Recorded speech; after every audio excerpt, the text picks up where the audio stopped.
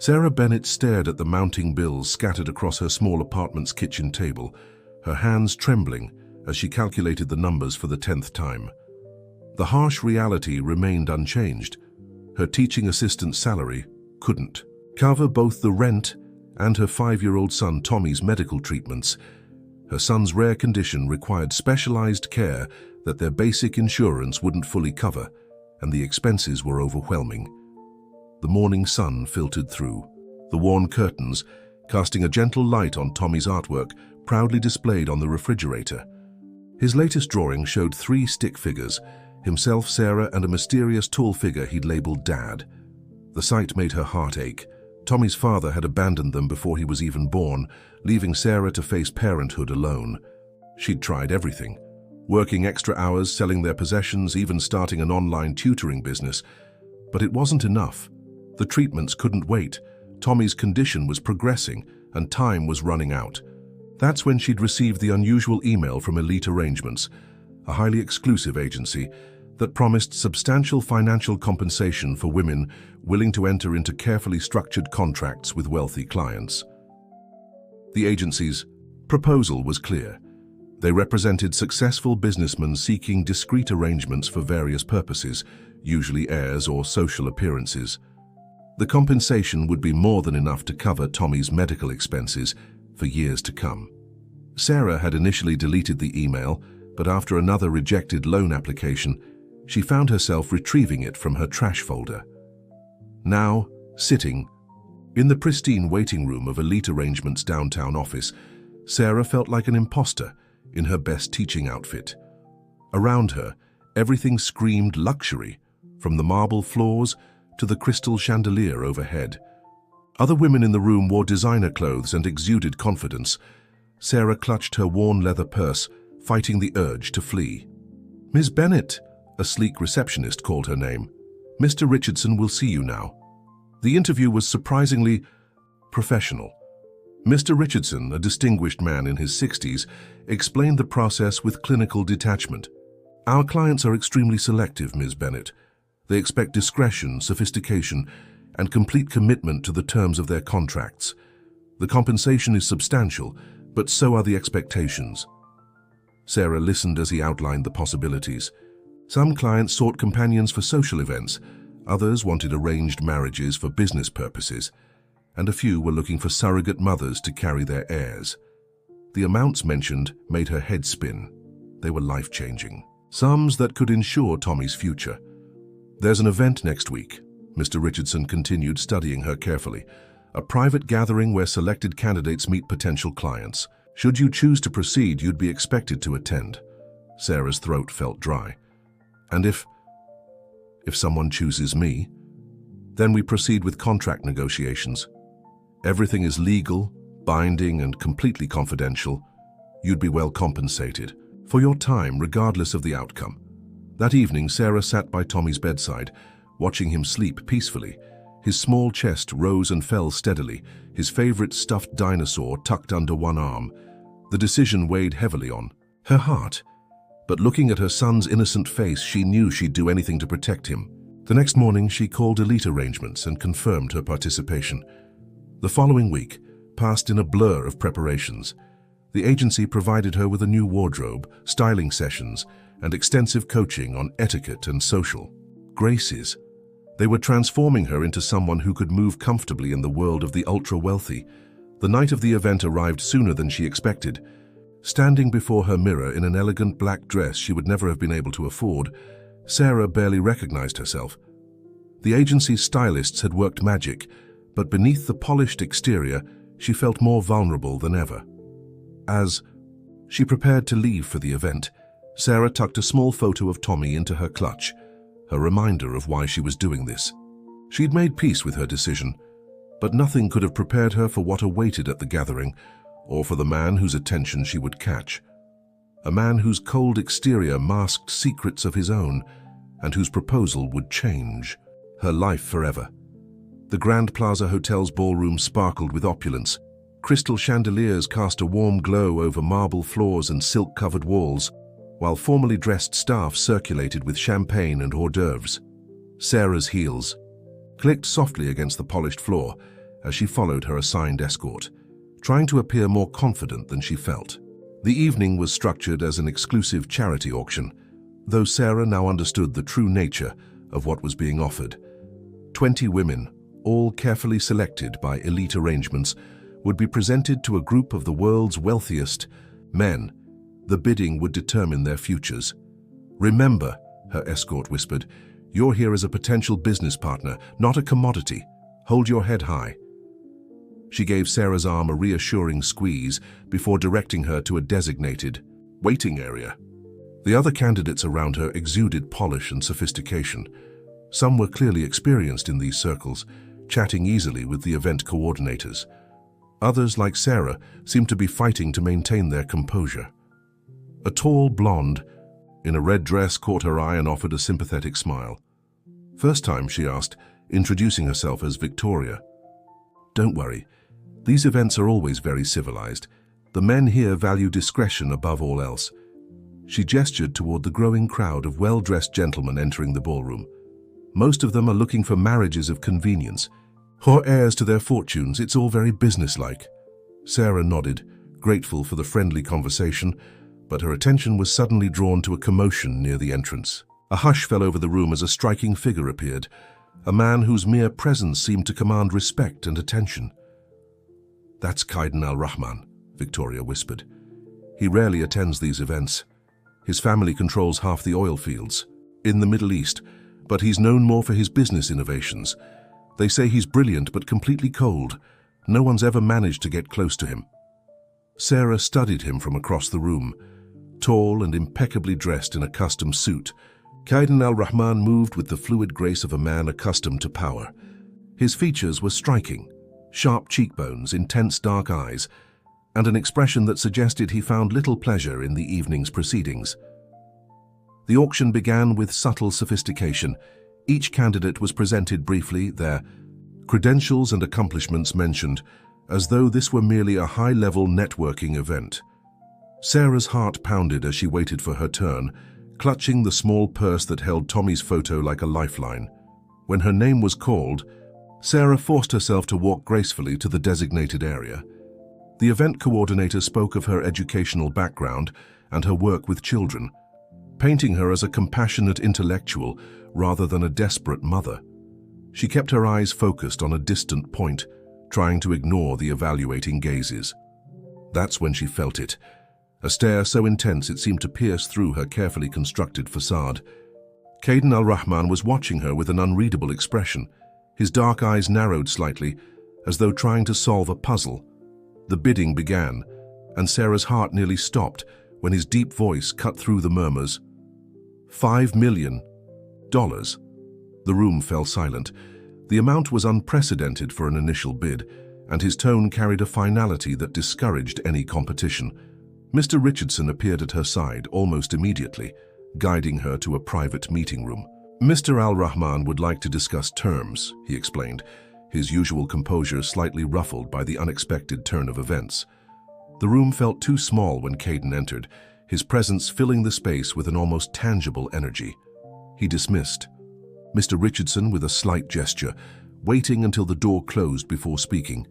"I don't believe in wasting time, Ms. Bennett," he said, his voice carrying a slight accent that added to its authority. "I require an heir, and I believe you would be suitable for this purpose. The arrangement would be strictly business. No emotional entanglements, no complications." He placed a contract on the table between them, the paper heavy and expensive. $5 million, with additional provisions for healthcare and living expenses. "In return, you would carry my heir and maintain absolute discretion about our arrangement. Once the child is born, you would have no further claim or contact." Sarah's hand trembled as she reached for the contract, her mind racing. The amount would secure Tommy's future, provide for all his medical needs and more. But the terms were harsh, clinical, stripping away any humanity from what should be life's most profound connection. Looking up, she met Qaiden's gaze and saw something flicker beneath his cold exterior. A brief glimpse of what might have been uncertainty, or perhaps curiosity. In that moment, she realized that while he thought he was simply conducting another business transaction, They were both about to embark on something far more complicated than either of them could imagine. The Al Rahman estate sprawled across several acres of meticulously maintained grounds, its modern architecture a striking contrast to the lush gardens surrounding it. Sarah watched through the tinted windows of the luxury SUV as they passed through. Elaborate security gates, her small suitcase clutched tightly in her lap. Everything she owned that mattered was in that bag, except for what she treasured most. Tommy, who was now safely settled with her sister Angela, believing his mother had accepted a year-long teaching position abroad. The vehicle came to a stop at the mansion's entrance, where an elderly woman in a crisp uniform waited. "Welcome, Ms. Bennett. I'm Mrs. Rodriguez, the head housekeeper," she said warmly, her smile reaching her eyes. "Let me show you to your quarters." Sarah followed Mrs. Rodriguez through the mansion's vast interior, trying not to gape at the obvious displays of wealth. Priceless artwork, crystal chandeliers, and furniture that probably cost more than her annual salary. The housekeeper led her to a wing of the house that, while luxurious, felt more intimate than the grand common areas. "Mr. Al Rahman believed you'd be more comfortable in the East Wing," Mrs. Rodriguez explained, opening double doors to reveal a stunning suite. "It's more private here, and you have direct access to the gardens." She paused, lowering her voice slightly. "He can be intense, but he's not unkind. Just give him time." The suite was larger than Sarah's entire apartment. A sitting room opened onto a private terrace, and the bedroom featured a massive four-poster bed and a walk-in closet, already filled with designer clothing in her size. The bathroom was a marvel of marble and glass, with a soaking tub that looked more like a small pool. "Dinner is served at 7 sharp," Mrs. Rodriguez informed her. "Mr. Al Rahman expects punctuality. Your schedule will be delivered tomorrow morning, including your appointments with the medical team and personal trainer." Left alone, Sarah unpacked her few belongings, carefully placing Tommy's photo in a drawer, out of sight, as required by the contract. She changed into one of the elegant casual dresses provided for her, marveling at how perfectly it fit. Everything had been thought of, planned and executed with precision. It was both impressive and slightly unnerving. At exactly 7, Sarah entered the formal dining room. Caden was already seated at the head of the long table, focused on a tablet in his hand. He looked up briefly as she entered, gesturing to the chair to his right without a word. Sarah sat, trying to calm her racing heart as servers immediately appeared with the first course. The silence stretched between them, broken only by the soft clink of silverware against fine china. Finally, Caden spoke, his voice cool and businesslike. "The medical team will see you tomorrow at 9. They'll conduct a full examination and begin the necessary preparations. I expect you to follow their instructions precisely." "Of course," Sarah replied, gathering her courage to add, "but I hope we might also take some time to know each other better. After all, we're about to create a life together." Caden's fork paused halfway to his mouth, his dark eyes meeting, hers with an intensity that made her breath catch. "This is a business arrangement, Ms. Bennett, nothing more. The child will be my heir, raised according to my family's traditions. Personal connections would only complicate matters." "And yet," Sarah persisted gently, "wouldn't it be better for the child if their parents could at least be cordial with each other? Even business partners need to communicate effectively." Something flickered in his expression. Surprise, perhaps, at her quiet challenge. He set down his fork with deliberate care. "Very well. What would you like to know?" "Why?" "Me?" The question had been burning in her mind since the auction. There were many other women there with more experience in your world. Why choose someone so obviously out of place? Caden studied her for a long moment before answering. "You were the only one who looked uncomfortable with the wealth around you. The others were too eager, too practiced. I need someone who values things beyond money. It makes the contract more secure." His honesty surprised her, but his words carried a hint of cynicism that made her wonder what experiences had shaped his worldview. Before she could pursue that thought, he stood abruptly. "If you'll excuse me, I have calls to make. Mrs. Rodriguez will help you with anything you need." Sarah watched him leave, noting the rigid set of his shoulders and the way his hands clenched slightly at his sides. Despite his cool exterior, She sensed there was much more to Qaiden al-Rahman than he wanted anyone to see. The question was whether she'd be allowed close enough to discover what lay beneath that carefully controlled facade. Later that evening, as she stood on her terrace watching the sun set over the manicured gardens, Sarah heard faint piano music drifting through the air. Following the sound, she found herself at the entrance to a dimly lit room where Qaiden sat at a grand piano, his fingers moving across the keys with surprising tenderness. He played with his eyes closed, lost in a haunting melody that spoke of loneliness and longing. Sarah remained in the shadows, unwilling to interrupt this rare moment of vulnerability. As she quietly retreated to her room, she realized that the man who had brought her presence in his life was far more complex than she had imagined. Behind his walls of wealth and power, there was a soul that perhaps needed healing as much as she needed his help. The first month in the Al-Rahman mansion settled into a carefully orchestrated routine. Sarah's days were filled with medical appointments, nutrition consultations, and private yoga sessions designed to prepare her body for pregnancy. The medical team Qaiden had assembled was world-class, their attention to detail bordering on obsessive. Between appointments, Sarah found herself drawn to the mansion's vast library. The room was a bibliophile's dream, with floor-to-ceiling shelves housing everything from rare first editions to contemporary bestsellers. It became her sanctuary, a place where she could lose herself in stories and momentarily forget the clinical nature of her arrangement. One afternoon, as she sat curled in a leather armchair with a well-worn copy of Jane Eyre, she sensed rather than heard Qaiden's presence. He stood in the doorway, watching her with an unreadable expression. "You enjoy the classics?" he asked, stepping into the room. Sarah nodded, marking her place with a finger. "They remind me of my teaching days. My students always struggled with them at first, but once they connected with the characters, the stories came alive for them." Something softened in his expression. "So you miss teaching?" It wasn't a question, but Sarah answered anyway. "I miss my students. The way their faces would light up when they finally understood a difficult passage, the discussions we'd have about characters and their choices." She paused, carefully considering her next words. "What about you? What do you miss?" Qaiden moved to the window, his back to her. "I don't indulge in nostalgia, Miss Bennett.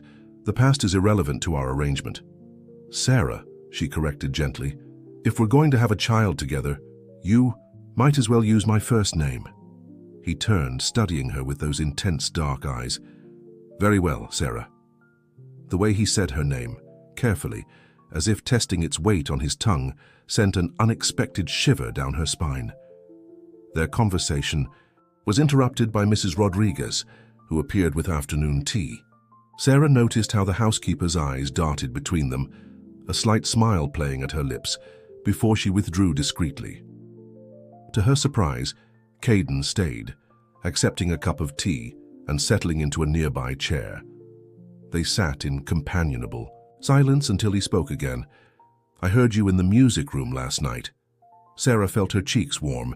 She'd been exploring the mansion during one of her frequent bouts of insomnia and had found herself drawn to the grand piano. "I'm sorry, I shouldn't have—" "You play well," he interrupted.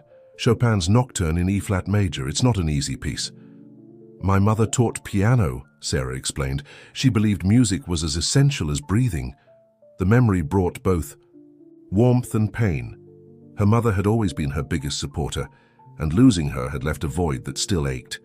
Qaiden's expression shifted slightly, a flash of something like recognition crossing his features before his mask slipped back into place. "The piano is yours to use whenever you wish," he said abruptly, standing to leave. But he paused at the door, adding quietly, "My mother played that same nocturne." The moment hung between them, heavy with unspoken meaning, before he disappeared down the hallway. Sarah sat for a long time afterward, thinking about the layers of pain and longing she'd heard in those 5 simple words. That evening, Sarah found a leather-bound collection of Chopin's sheet music on her bedside table. There was no note, no explanation, but she knew who had left it. The gesture spoke volumes about the man who claimed to want only a business arrangement. As she prepared for bed, Sarah caught a glimpse of her reflection in the bathroom mirror. The woman looking back at her seemed different somehow, more confident, more present. The medical team had noted that her health markers were improving, attributing it to the prescribed regime of exercise and nutrition. But Sarah knew it was more than that. Despite the strange circumstances, she felt herself coming alive in ways she hadn't expected. A soft knock at her door revealed Mrs. Rodriguez with a cup of chamomile tea, a nightly ritual the kind-hearted housekeeper had instituted. "He's different when you're around," the older woman said softly, arranging the tea service. "I've worked for Mr. Al-Rahman for 15 years, and I've never seen him spend time in the library before." Sarah accepted the tea, unsure how to respond. Mrs. Rodriguez patted her hand gently. "Patience, dear. Some hearts take longer to thaw than others."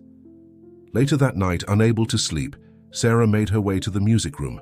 Her fingers found the keys of the piano, and she began to play the nocturne that now seemed to carry so much meaning. As the melancholic notes filled the air, she sensed movement in the doorway, but didn't stop playing. She knew it was him, and somehow understood that this shared moment in the darkness, with only Chopin's notes between them, was more intimate than any conversation they could have had.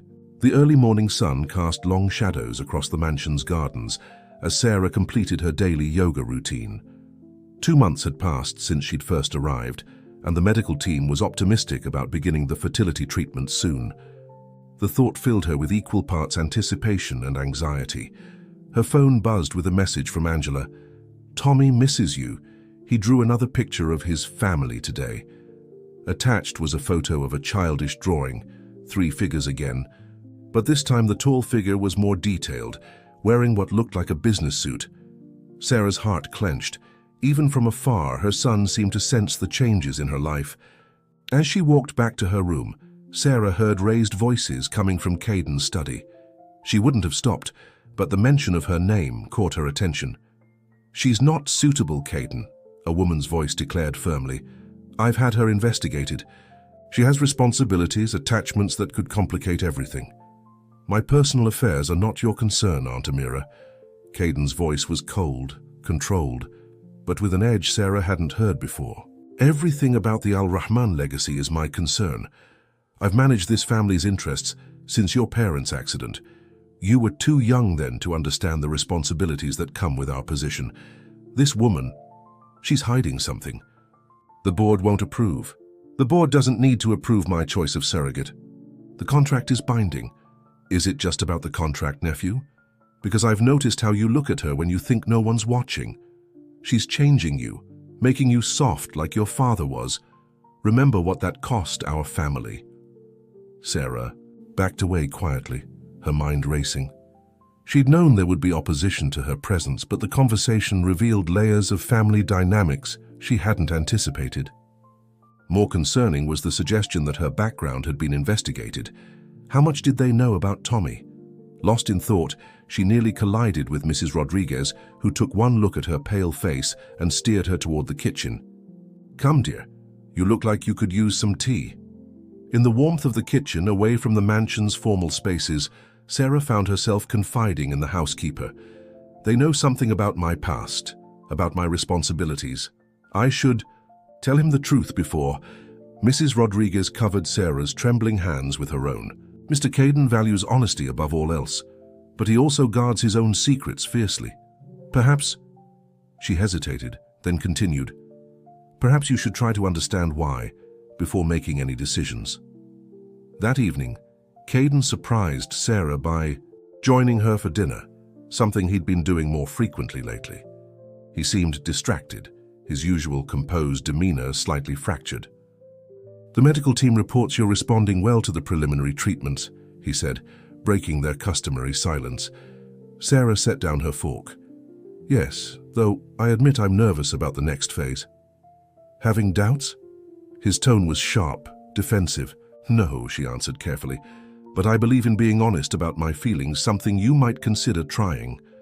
His eyes met hers, challenging. "What makes you think I'm not honest?" "You play piano in the dark. You leave sheet music but never admit to it. You join me for meals but barely speak. Everything about you is carefully controlled, except when you think no one's watching." Caden stood abruptly, but instead of leaving as she expected, He walked to the window. My father was like you, emotional, expressive. He let his heart rule his business decisions. The board lost confidence in him. The stress affected his health, his judgment. One night, driving home from a contentious meeting, he trailed off, his shoulders tense. Sarah rose and moved to stand beside him, close but not touching. I'm sorry about your parents. I learned then that emotions are a liability in our world. Aunt Amira taught me to be stronger, to put the family's interests first. He turned to face her. But lately I find myself questioning those lessons. Their eyes met, and for a moment, the carefully constructed walls between them seemed to waver. Sarah could feel the heat of his proximity, see the internal struggle playing across his features. Without thinking, she reached out to touch his arm. The contact seemed to shock him back to awareness. He stepped away, his expression closing off. The fertility treatments begin next week. I suggest you rest well. With that, he strode from the room, leaving Sarah with the lingering warmth of their almost moment. Later that night, unable to sleep, Sarah found herself drawn to the garden. The moon cast silver light across the roses, creating an ethereal landscape. As she walked the winding paths, she noticed a light in the greenhouse, a space she'd never seen occupied before. Through the glass walls, she could see Caden tending to what appeared to be orchids. His movements were gentle, almost reverent, as he cared for the delicate flowers. It was yet another contradiction in this complex man, the ruthless businessman who grew rare blooms in the midnight hours. Watching him, Sarah made a decision. Before they created a new life together, she needed to be honest about the one she already had. Tommy deserved that much, and so did Caden. But as she turned to leave, her shoe crunched on gravel, and Caden's head snapped up. Their eyes met through the greenhouse glass, and in that moment Sarah knew that the careful balance they'd maintained was about to shatter. The greenhouse door opened with a soft creak, and Sarah found herself frozen in place as Caden emerged into the moonlight. His expression was unreadable, but there was a tension in his shoulders that hadn't been there moments before. You should be resting, he said, his voice carefully neutral. The treatments begin tomorrow. Sarah gathered her courage, knowing this might be her only chance. We need to talk, Caden. There's something you need to know before we proceed. He studied her for a long moment, then gestured toward a nearby stone bench. The garden was eerily beautiful at night, the fountains creating a gentle backdrop to what Sarah knew would be a difficult conversation. I haven't been entirely honest with you, she began, her hands clasped tightly in her lap. When I entered into this contract, I was desperate for the money, but not for myself. Caden remained silent, his posture rigid as she continued. I have a son, his name is Tommy, and he's 5 years old. He has a rare medical condition that requires expensive treatments. Our insurance wouldn't cover them, and I was running out. So of options. The silence that followed her confession seemed to stretch eternally. When Caden finally spoke, his voice was ice. You violated the terms of our contract. One of the primary conditions was no existing children. I know, Sarah whispered. But Tommy needed help, and you thought you could deceive me. He stood abruptly, pacing the garden path. Do you have any idea what you've done? The board is already suspicious of this arrangement. If they discover I've been misled, I'm not asking for anything for Tommy, Sarah interrupted. The contract can stand as it is. I couldn't go through with creating a new life while hiding the existence of my son. Caden turned to face her, his expression fierce. Why tell me now? The treatments begin tomorrow. Everything is in place. Because I've seen who you really are, Sarah said softly. The man who plays piano in the dark, who tends to orchids at midnight, who leaves sheet music by my bedside. That man deserves the truth. Something flickered in his eyes. Pain, perhaps, or recognition. He moved closer, looming over her. And what truth do you think you've discovered, Sarah? That beneath the business exterior beats a warm heart. That I'm secretly longing for family and connection. His laugh was bitter. You see what you want to see. Sarah stood, refusing to be intimidated. I see someone who's as scared of genuine connection as I am. Who hides behind contracts and business arrangements because it's safer than risking real feelings. You've overstepped, he warned, but she noticed he didn't step back. "Have I? Then why do you join me for dinner when you could eat alone?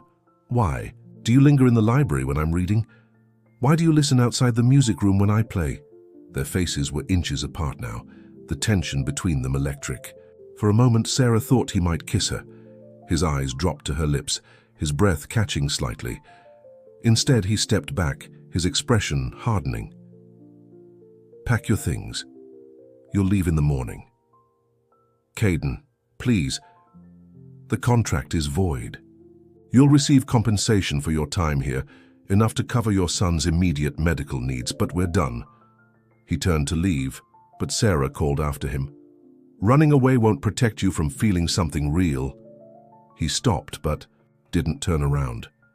"Mrs. Rodriguez will help you with the arrangements. Goodbye, Sarah." She watched him disappear into the mansion, her heart pounding. As she sank back onto the bench, she felt a gentle hand on her shoulder. Mrs. Rodriguez stood there, her eyes full of understanding. "Come, dear," the housekeeper said softly. "Let's have some tea." In the warmth of the kitchen, Sarah finally let her tears fall. Mrs. Rodriguez busied herself with the tea preparations, but her words were carefully chosen. "In all my years here, I've never seen him as alive as he's been these past months.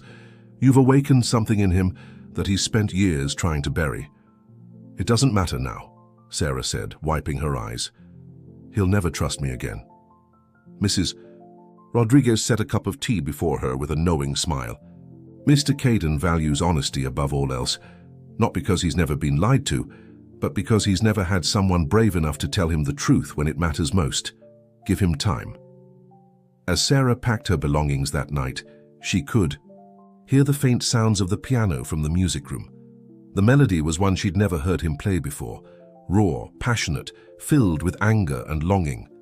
She sat on her bed, listening to the music that said everything he couldn't say in words, and wondered if she'd lost not just the contract, but something far more precious that had been growing between them. A week had passed since Sarah's departure from the Al Rahman mansion. She sat in her sister's kitchen, watching Tommy draw at the table, his small face scrunched in concentration. The compensation Caden had provided was indeed generous, enough to cover Tommy's treatments for the next year, but the ache in her chest had nothing to do with financial concerns. "He's been asking about the tall man in the suit again," Angela said softly, placing a cup of coffee in front of Sarah. "Says he sees him in his dreams playing music." Sarah's hands tightened around the warm mug. "He's never even met Caden. How could he?" "Children have intuition about these things," Angela replied. "Maybe he sensed the change in you when you were there. You came back different, Sarah." Before she could respond, Tommy brought his drawing to show them. It depicted a grand house with a garden full of flowers and 3 figures standing together, one small, 2 tall. "That's our happy place," he explained seriously, "where the music plays." Sarah fought back tears as she hugged her son. "It's beautiful, sweetheart. Why don't you draw another one?" As Tommy returned to his artwork, Angela studied her sister. "You know, you never told me exactly what happened that last night." "I told the truth," Sarah said simply, "and lost everything." "Did you?" Angela challenged. "Because the Sarah I know would have told the truth from the beginning. Something changed. You started caring about his reaction, about his feelings." Sarah was saved from responding by a knock at the door. Angela went to answer it, returning moments later with an unexpected visitor, Mrs. Rodriguez. "I hope you'll forgive the intrusion," the housekeeper said, her kind eyes taking in the scene before her. "But there are things you need to know." She sat at the kitchen table, smiling warmly at Tommy, before turning to Sarah. "He hasn't been the same since you left. The music room stays dark, the orchids go untended. He spends his nights in his study staring at nothing." "Mrs. Rodriguez," Sarah began, but the older woman held up a hand. "Let me finish. The day after you left, I found him in your room, holding that book you always read, Jane Eyre. He asked me about Tommy's condition, about the treatments he needs. He's been researching it extensively." Sarah's heart skipped a beat. "Why are you telling me this?" "Because yesterday, Aunt Amira arrived with contracts for a marriage arrangement she'd..." negotiated with another family. Traditional, socially acceptable, exactly what the board wants. Mrs. Rodriguez paused. He refused to sign. Tommy chose that moment to approach them, proudly displaying his new drawing. Mrs. Rodriguez gasped softly. The child had drawn a perfect replica of Kaiden's greenhouse, complete with the delicate orchids inside. "The pretty flowers in the glass house," Tommy explained. "From my dreams." Mrs. Rodriguez reached out and squeezed Sarah's hand. He told his aunt that any heir of his would need to understand the value of truth over appearances, of love over duty. He said he'd learned that from someone brave enough to risk everything for her child. Sarah's vision blurred with tears. "But he asked me to leave." "No, dear. He gave you the chance to choose, to walk away with security for your son. No strings attached. He didn't expect you to fight for something more." The housekeeper smiled.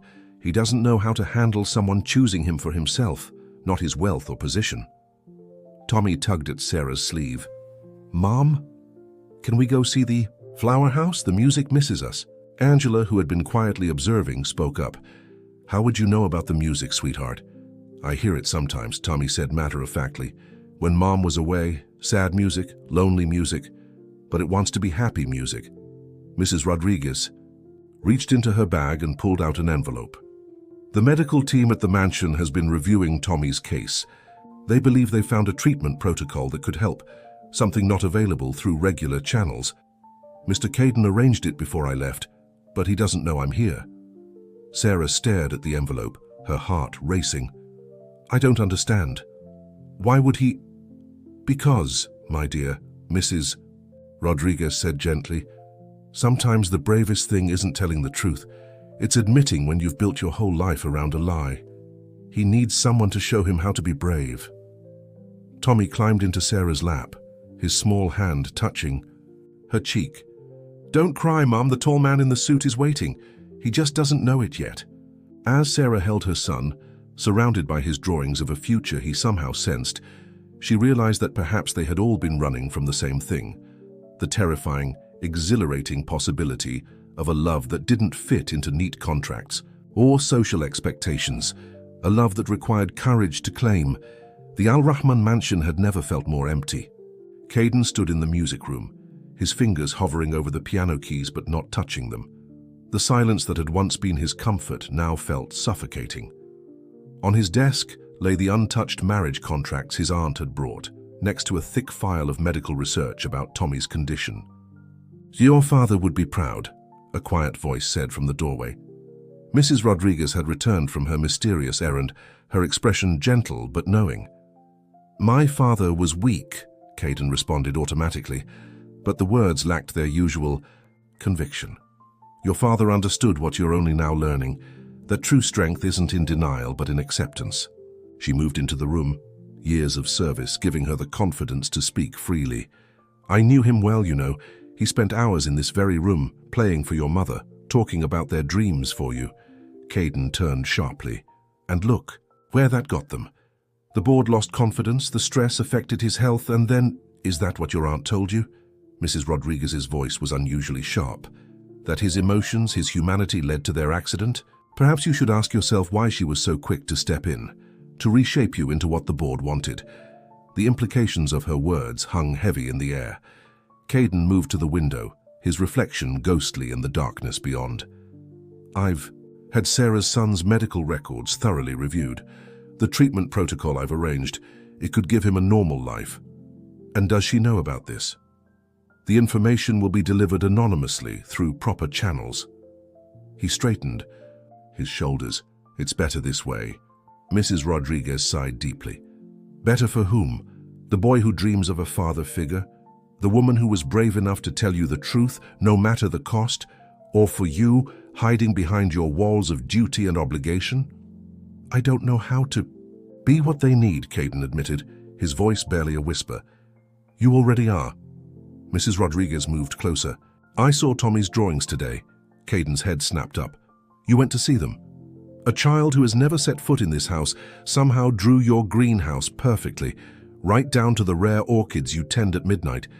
He speaks of music he's never heard, of a family he's never met but somehow knows exists." That's impossible. Is it? Or is it just as impossible as the great Qaiden al-Rahman falling in love with a schoolteacher? As impossible as you spending the past week researching childhood illnesses instead of reviewing business contracts? Caden's hands gripped the windowsill. The board will never accept them.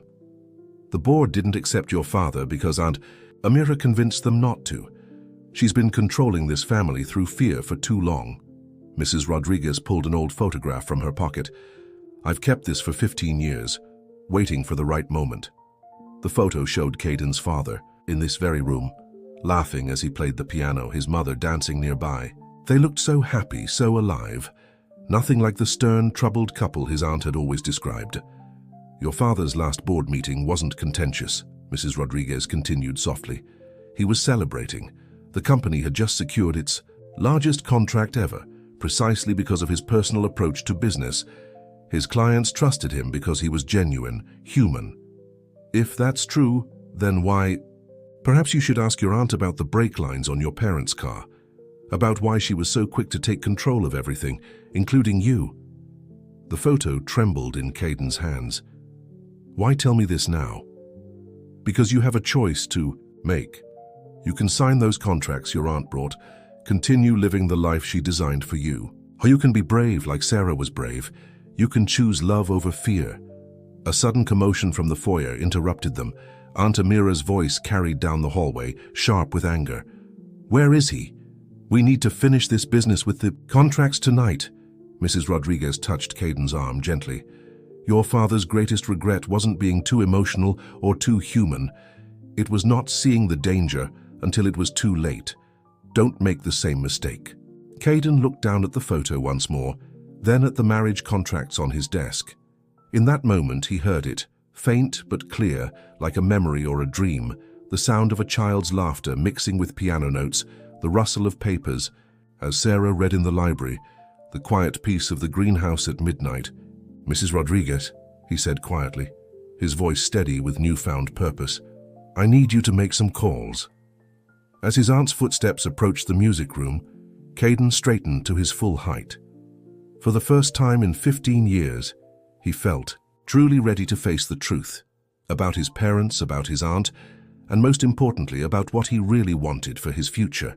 Aunt Amira swept into the music room like a storm cloud, her designer suit immaculate despite the late hour. She stopped short at the sight of Caden standing by the piano, an old photograph in his hands. Where did you get that? She demanded, her composure slipping slightly. From someone who actually cared about my parents, Caden replied, his voice steady. Someone who remembered them as they really were, not as the cautionary tale you created. Mrs. Rodriguez stood quietly by the door, her presence a silent witness to the confrontation that had been 15 years in the making. You're being dramatic. Nephew. Aunt Amira moved toward the desk where the marriage contracts lay. We have more important matters to discuss. The board meets tomorrow, and they expect an announcement about your marriage plans. The board expects what you've told them to expect. Caden placed the photograph carefully on the piano. Just like they expected my father to fail, after you convinced them he was too emotional, too human to lead. Aunt Amira's face hardened. Your father was weak. He would have destroyed everything our family built. Would he? Or did he just threaten your control?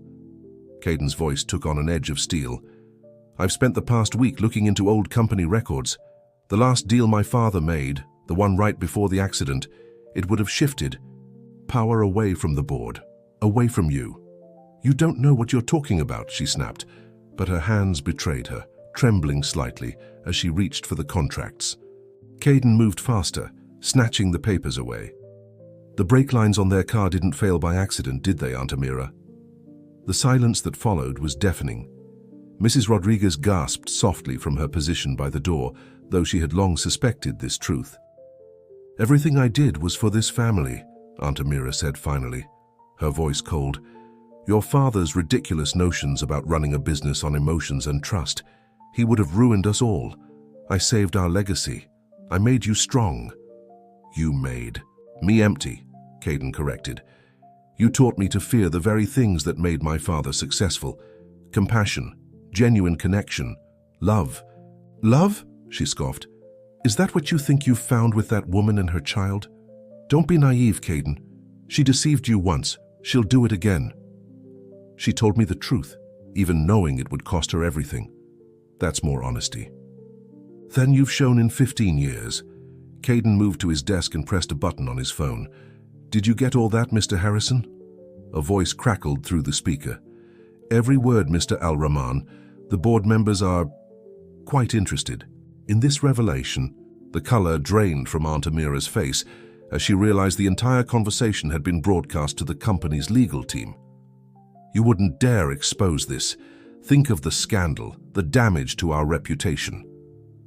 Our reputation? Caden's laugh was without humor. The board is currently reviewing evidence of your financial manipulations over the past 15 years. It seems you've been quite busy protecting our legacy through some creative accounting. Mrs. Rodriguez stepped forward, holding out a tablet displaying financial records.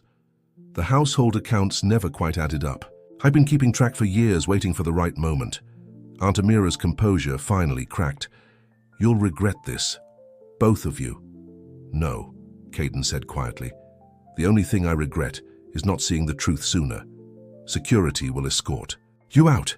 The authorities have some questions about those brake lines. As his aunt was led away, her threats echoing down the hallway, Caden felt a weight lift from his shoulders. He turned to Mrs. Rodriguez, who was smiling through tears. Your parents would be so proud, she said softly. But there's something else you need to do now. Caden nodded, already reaching for his phone. Call the car around. There's a little boy who's been dreaming about this house, and it's time he saw it for himself. And his mother, Mrs. Rodriguez asked, though she already knew the answer. Sarah was right. I've been running from real feelings all my life, but not anymore. He moved to the piano, his fingers finding the keys that had been silent for too long. It's time to fill this house with the music it's been missing. The melody that flowed from the piano was different from anything he'd played before, not the haunting nocturnes of loneliness, but something new, something hopeful. As the notes filled the air, Mrs. Rodriguez quietly slipped away to make the necessary arrangements, leaving Caden to compose the soundtrack for the next chapter of his life. Sarah was helping Tommy get ready for bed when the doorbell rang. Through the window, she could see an elegant black car parked outside her sister's modest home. Her heart skipped a beat as Angela went to answer the door. Sarah, her sister called, her voice carrying an unusual note of excitement. You need to come here. Tommy, already in his pajamas covered with dinosaurs, grabbed her hand. It's him, Mom. The music man is here. Sarah walked to the living room, Tommy's small hand firmly in hers. There, standing in the doorway, was Caden. He looked different. Somehow, less rigid, more human. His tie was loosened, his usually perfect hair slightly disheveled, as if he'd been running his hands through it. Hello, Sarah, he said softly. Then his eyes moved to Tommy. A smile, genuine and warm, spread across his face. And you must be the artist I've heard so much about. Tommy stepped forward without hesitation, studying Caden with serious eyes. You play the piano in the glass house. I heard you in my dreams.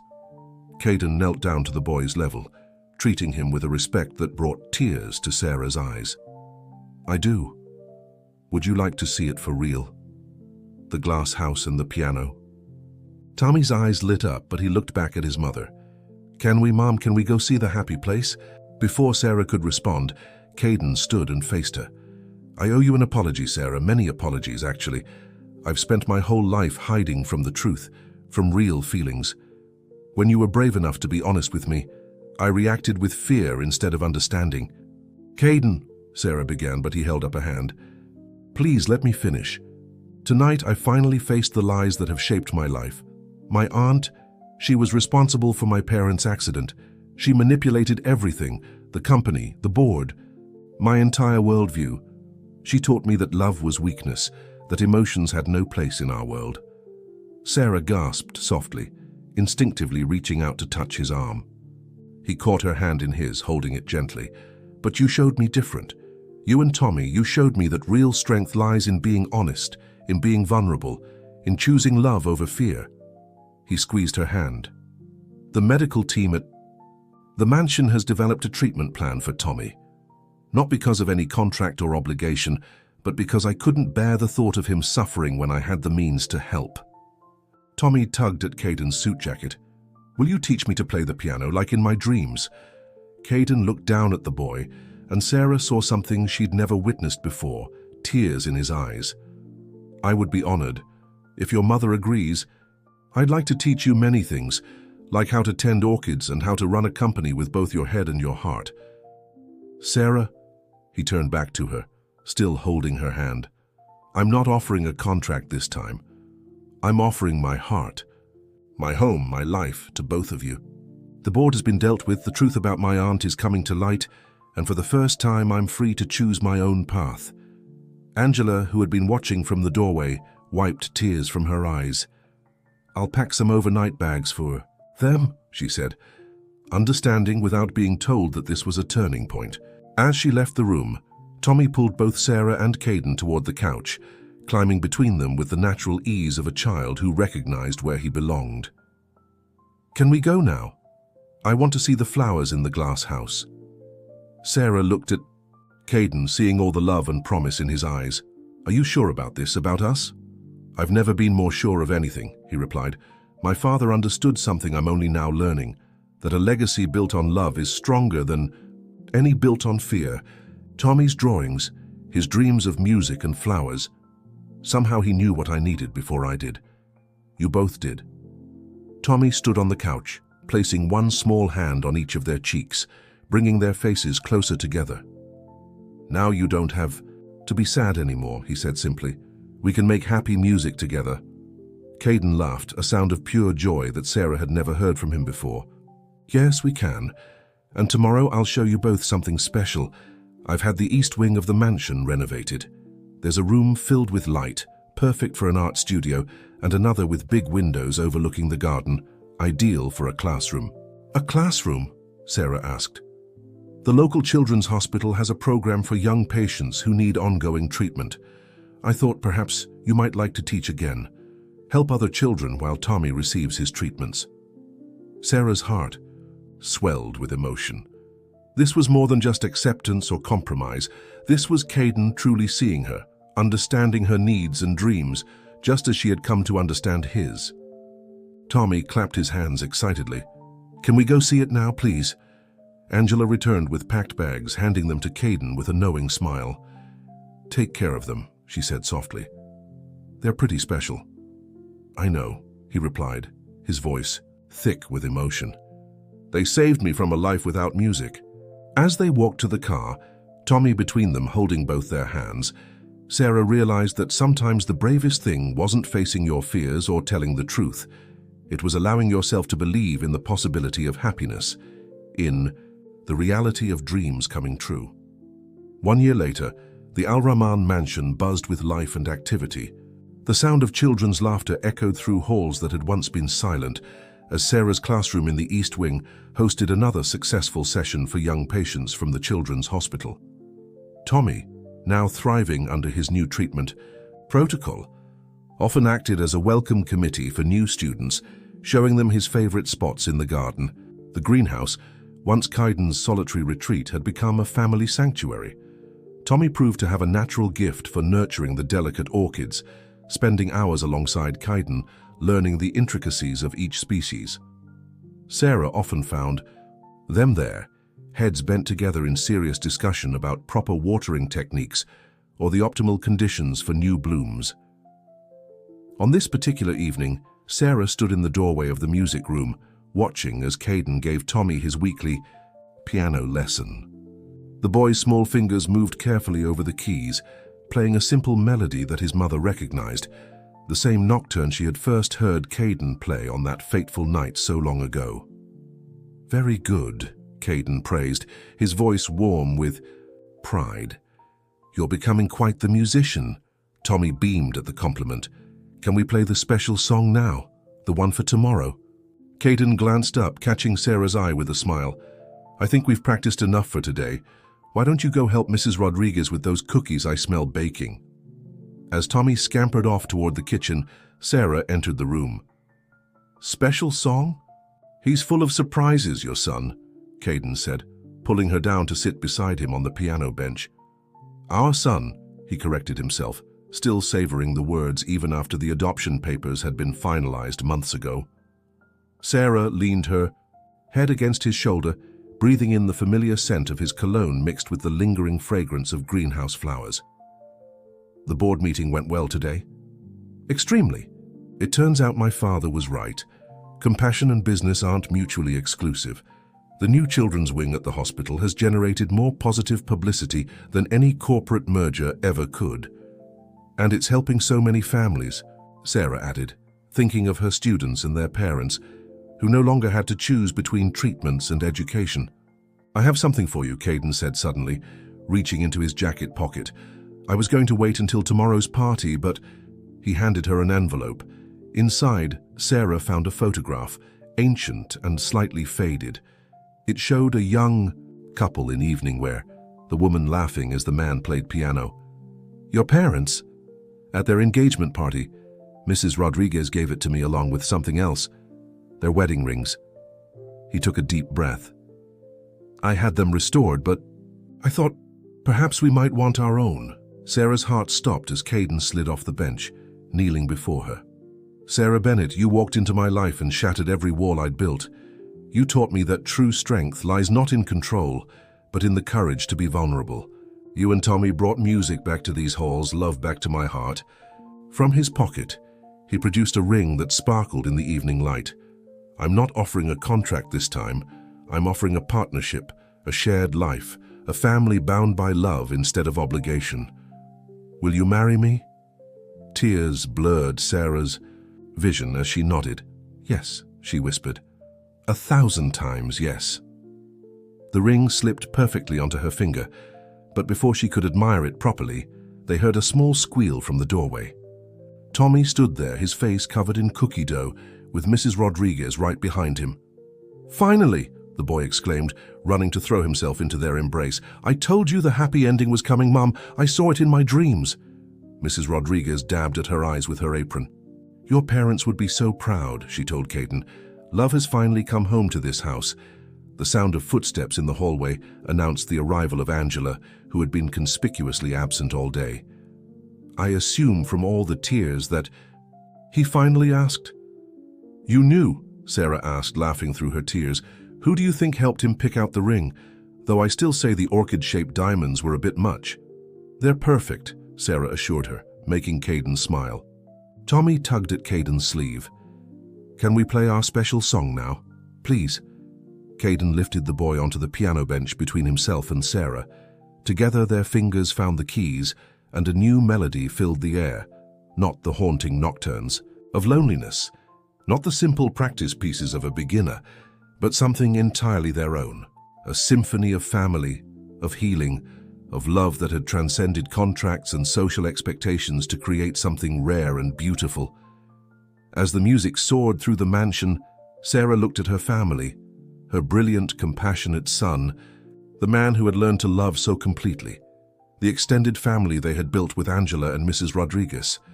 She thought of the children whose lives they were helping to change, of the legacy of love they were creating together.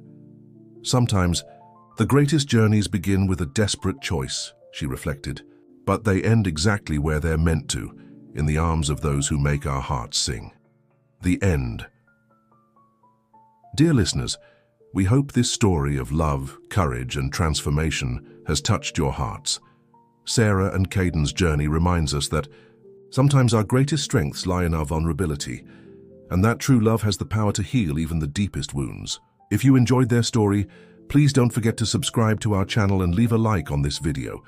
Your comments about what this story meant to you would mean the world to us. Stay tuned for more touching narratives that explore the complexity of human emotions and the transformative power of love. Share this story with someone who needs to be reminded that happy endings aren't just for fairy tales. Sometimes they're waiting in the most unexpected places, like a greenhouse full of orchids or a music room filled with dreams come true.